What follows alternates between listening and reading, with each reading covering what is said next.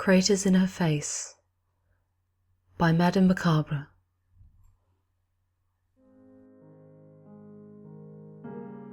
I've always been an art enthusiast. I guess I inherited that from my grandmother. She had been a painter for many years and tried her best to instill a love of the fine arts in me. I have many fond memories of trips to museums and galleries with her, gazing upon the countless beautiful and thought-provoking pieces. Sculpture and photography were nice, but I always had a special place in my heart for paintings, especially old oil paintings. It's hard to explain. There's a sort of special property to paintings that you can only appreciate with your eyes in person. Photographs do them no justice.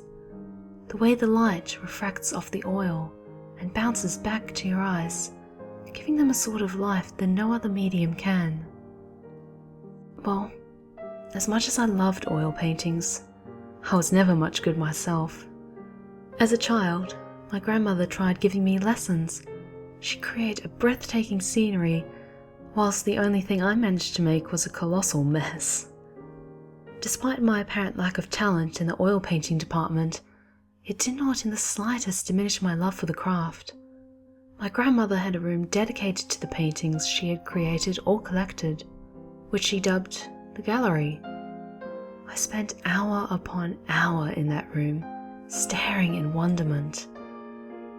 Despite my being a child, my grandmother had no qualms with leaving me alone in a room with tens of thousands of dollars worth of paintings. She knew I had far too much respect for them to damage them, even as a bouncy little girl.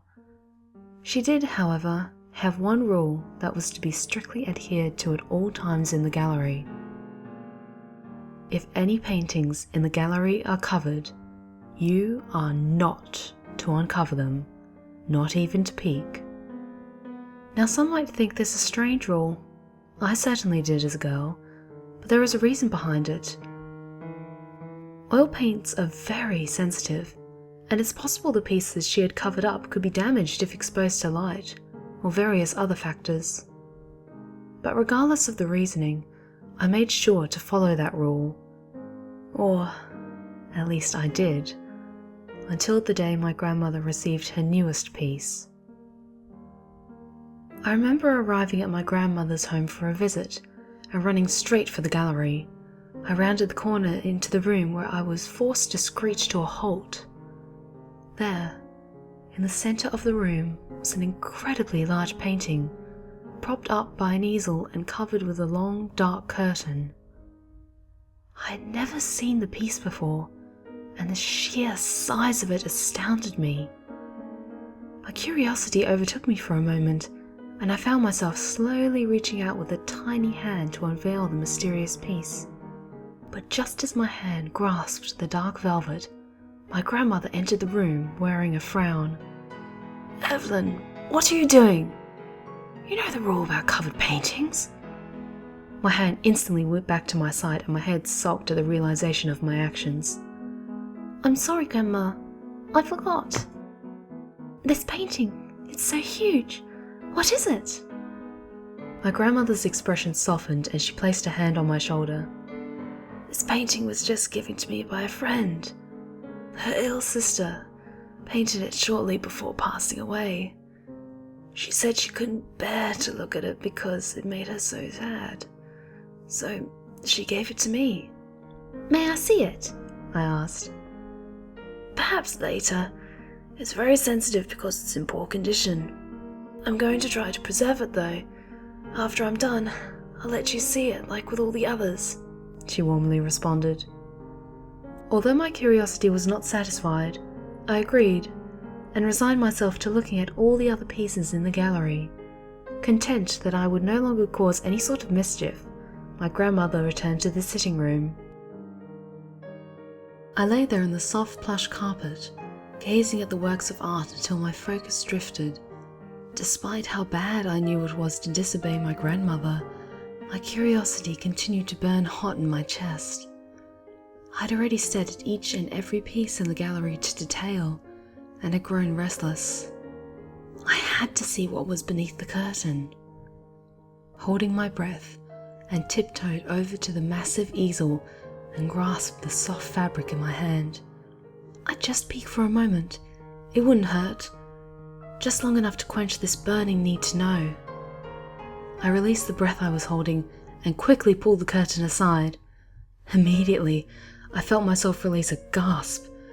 I had seen countless paintings of all genres and matters, but none so utterly disturbing as what lay before me.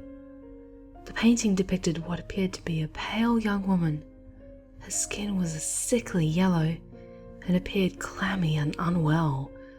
She wore a tattered ivory dress, and her long black hair flowed behind her, seemingly following wind sources from no particular direction.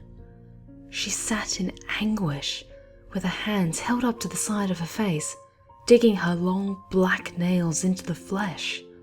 As uncomfortable as the piece was as a whole, what really unnerved me were her eyes and mouth. Black, gaping holes sunk into her head where they should have been, and a thick, rust-coloured fluid seemed to leak from them.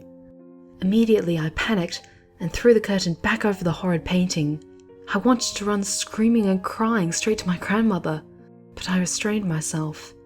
I knew that if I did, she'd know I disobeyed her for looking under the curtain. So instead, I gave myself a moment to regain my breath and composure before calmly joining my grandmother in the sitting room.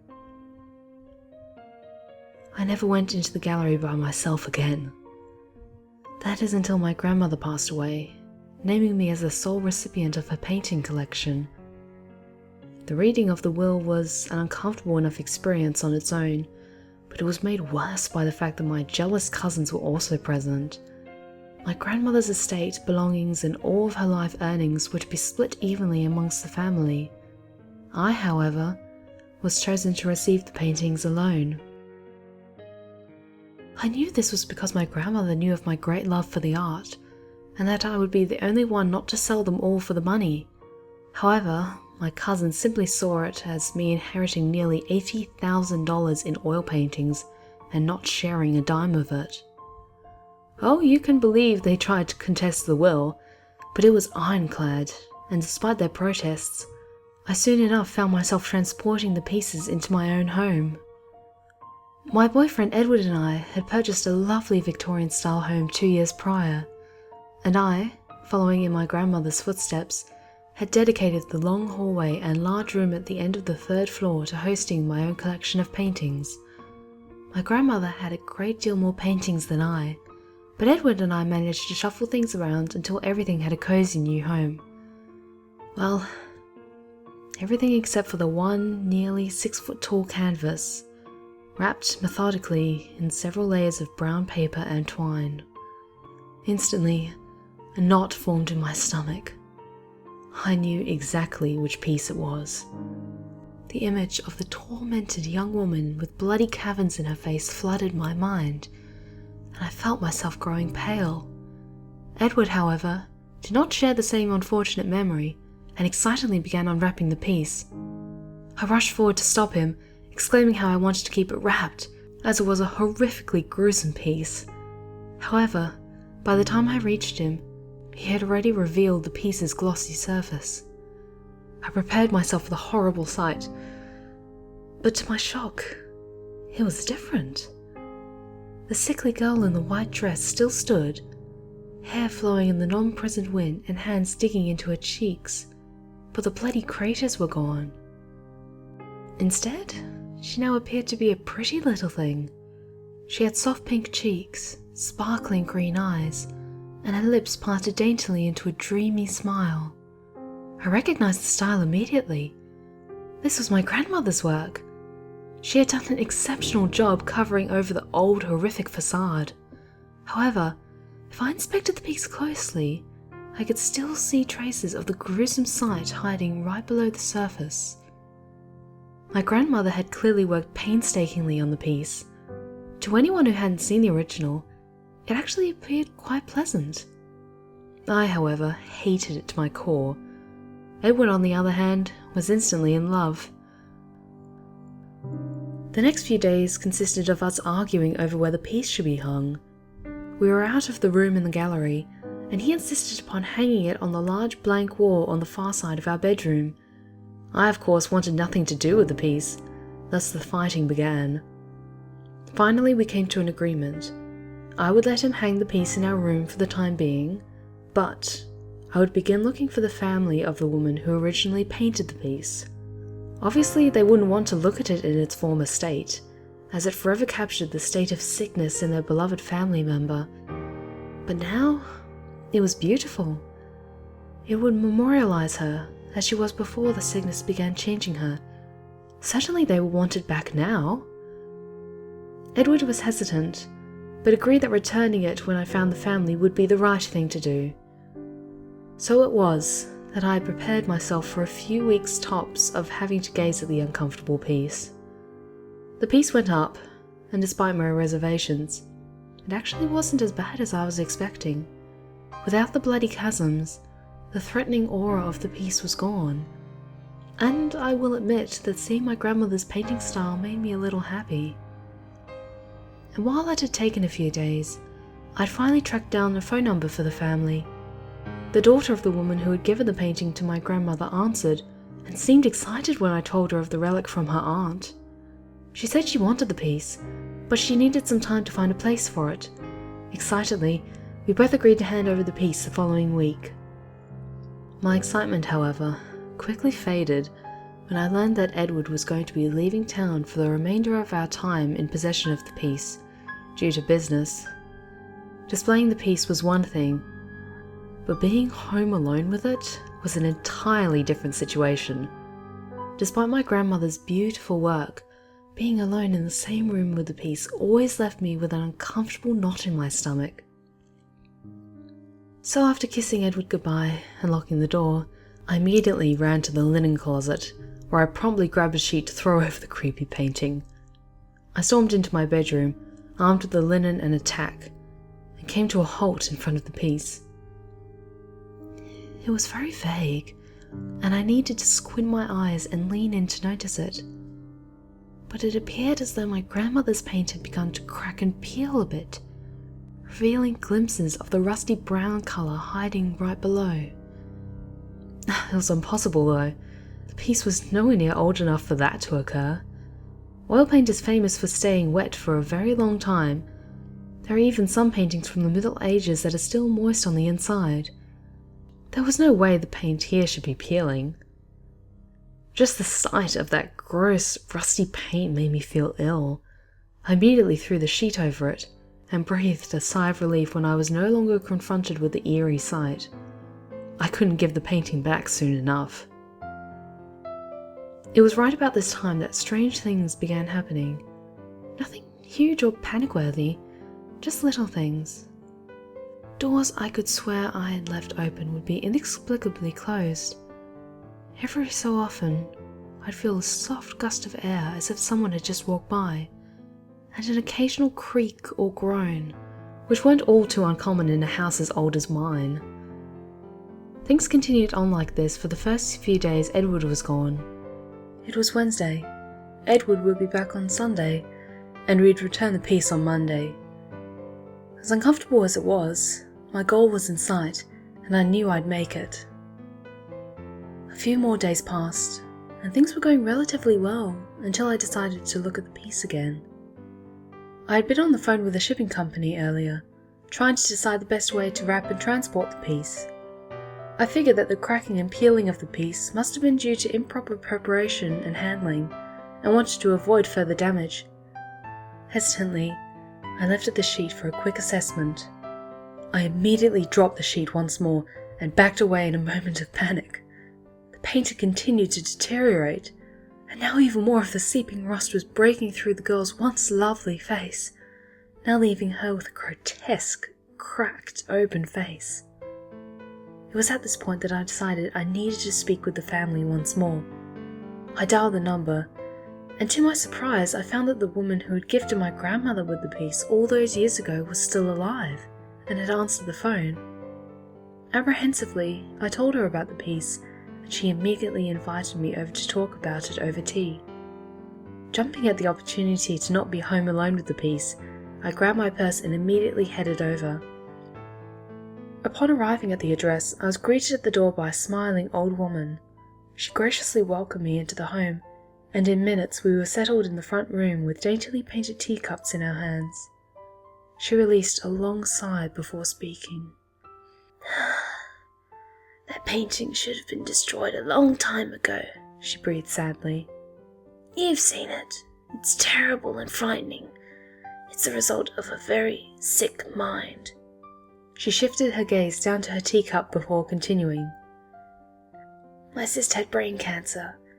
In its final stages, she became very ill mentally. When there was nothing more the doctors could do for her, they sent her home and told us to make her comfortable.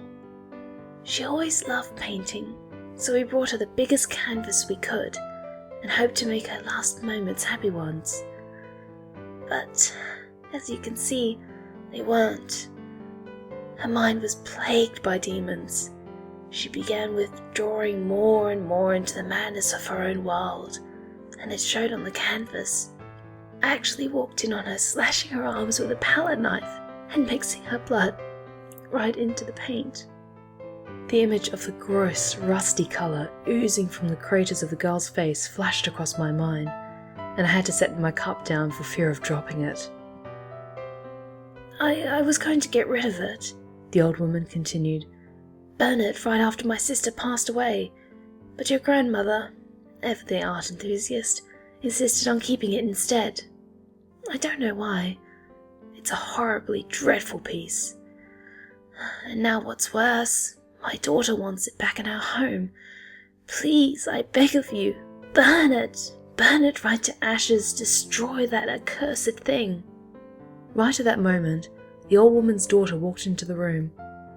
Mother, what is wrong with you? We have almost nothing to remember Aunt Marnie by, and when something she made with her own hands finally resurfaces in our life, you say to burn it. It's a bad painting, Sahara. It's dark and it's angry, and it holds all the ugliness and disease that took your aunt from us. No, it's not. Evelyn here said that her grandmother restored it.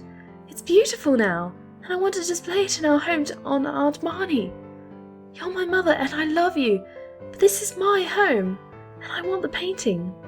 That's final. By this point, the atmosphere in the home had gotten quite awkward, so I readily thanked them for the tea and made my way back home.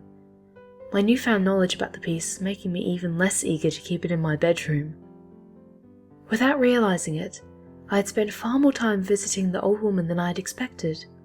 That, paired with the sizable drive back home, I found night to have already fallen by the time I finally arrived on my front porch. The house was empty and quiet, and confirmed my decision to sleep in the guest room that night. Edward would be back the next day. Silly as I felt, just one night in the guest room wouldn't kill me. I snuggled down with a good book and read until I felt my eyes grow heavy. It had been a while since I felt this at ease. I was quite happy to have made the decision to sleep away from the dreadful thing. Within moments, I found myself drifting off to a peaceful sleep. However, this did not last. What I assumed to be several hours later, I awoke to the sound of a slamming door. I jolted awake, my heart racing. I was home alone and feared for a burglar. I immediately began scoping the room for something I could use as a weapon. Thinking quickly, I pulled down the pole that was holding up the curtain and wielded it like a staff. Slowly, I crept through the doorway, keeping as silent as possible. The only thing I could hear was the sound of my own heart rapidly beating in my ears. Strangely, nothing in the house was amiss. I stood in the hallway, pondering a moment before deciding which direction to move in. My first instinct was to reach for the light switch, but if there was an intruder, hitting the light would immediately give away my position, so I decided to navigate in the dark. I knew my own home better than a thief would, so if I moved quietly, I'd have the element of surprise on my side. Just then I had to muffle a scream as the door to my bedroom at the end of the hall slammed shut. Then the sound of weeping filled the home. It was sad and distant, but it was definitely coming from my room. Acting on instinct instead of logic, I hit the light switch in the hall and went to investigate. Slowly and as quietly as I could, I cracked the door open. The light from the hallway spilled into the dark room, and immediately, the weeping stopped. I held my breath for a moment, not sure of what would happen next. That's when my eyes fell upon the painting. The sheet lay crumbled beneath it. I know it was covered the last time I had seen it, yet here it was, strewn across the floor. Shaking, I pushed the door open further, allowing more light to spill into the room. The oil painting on the far end of the room illuminated, hungrily refracting the beam of light that now shone across it. The last flecks of flesh-coloured paint my grandmother had painstakingly applied to the top coat had crumbled away, once more revealing the horrifying visage I remember from my childhood. I froze for a moment, overwhelmed by the same disgust that had captured me all those years ago the first time I laid eyes on the piece. That sickly yellow skin, those long black nails, the inexplicable wind that defied natural law. It all looked so terrifyingly real in the faint light. Those deep oozing craters. Wait. Oozing? Oh my god, there's no way. The craters in her face were actually oozing that horrible rusty material. It was impossible. But those deep, dark crevices were literally dripping with the stuff. I could see it seep out of the canvas and hear the splatters on the hardwood floors below. I knew I should run. My feet seemed glued to their place. I tried to calm my heavy, rasping breaths. However, I soon realized that they weren't mine. I held my breath for a moment, and the scratchy exhales continued. I focused my gaze on the abomination on the wall, and released a silent scream. The painting was moving. The woman's bony, misshapen chest was jaggedly rising and falling in sync with the heavy breathing that now filled the room. My eyes widened in terror as my worst fear came to light. The painting slowly began to lurch. The shape of a crater-filled head began to push through the canvas as though it were merely a sheet of spandex. As the wretched figure began to force its way through, I finally regained my senses. I slammed the door shut and began running down the hall. I had only made it a few feet before I heard an enormous thud. The canvas had fallen off the wall, and at that precise moment, the wailing resumed. This time so loud I physically had to cover my ears. Right as I rounded the corner, I shrieked in fear as I was immersed in total blackness. I tried desperately to orient myself, but my night vision had only just started to develop. In a panic, I continued forward with my hands outstretched, hoping to find the banister that led downstairs. A jolt of terror ran up my spine when I heard the creak of a door opening, followed by the sound of something heavy, thumping, then dragging down the hall. The weeping had turned into wild shrieks, and was so loud they were disorienting. I nearly fell down the stairs when my hands finally grasped the banister. As quickly as I could, I began racing down the stairs. The thumping and dragging sounded closer now. It was moving far faster than I thought. When I got to the bottom of the staircase, I felt for the side table on the right and threw it to the ground, hoping to slow it down. Something was off now, though. The shrieking had stopped. It was silent. No thumping, no dragging, just silent. For some reason this scared me even more, so I ran as quickly as I could despite the dark straight for the front door. Right as I was mere feet from grasping the handle, I felt my feet give out from underneath me. Something bony and cold wrapped itself around my ankle. I fought wildly to break free as the sound of heavy breathing filled the room loudly again. I saw the form of something large and dark approaching me, and I swung wildly with my hands. I felt them dig into something cold and moist. In disgust, I used all my might to push it back and break through the front door, slamming it shut behind me.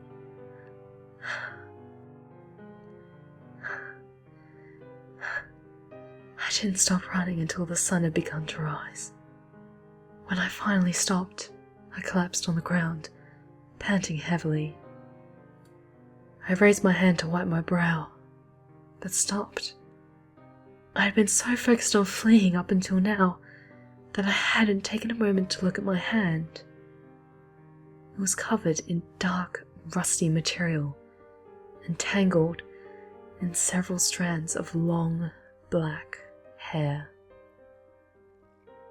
When Edward returned, he found the home to have been targeted by burglars. The place was trashed, but it was rather odd. Only one thing in the entire home had been stolen. He noticed that the large, lovely painting my grandmother had restored was nowhere to be found. The police came by and told me I was lucky to have escaped. I just nodded and kept quiet. After all, a burglary was the only logical explanation, right? This was a fairly textbook case, you see. A large Victorian home full of valuable paintings makes a tempting target for thieves. There was, however, one detail about the case that seemed to have everyone baffled. All throughout the home there were trails of dark, rusty fluid. Lab reports later confirmed it to be a strange combination of paint and old, rotten blood. I'm not much of a fan of paintings anymore.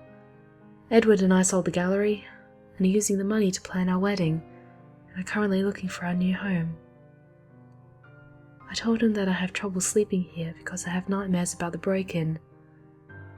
But the truth is, we never did find the painting. And some nights, I'll lay in bed, moments from drifting off, and I'll swear I hear the sound of distant, raspy breaths.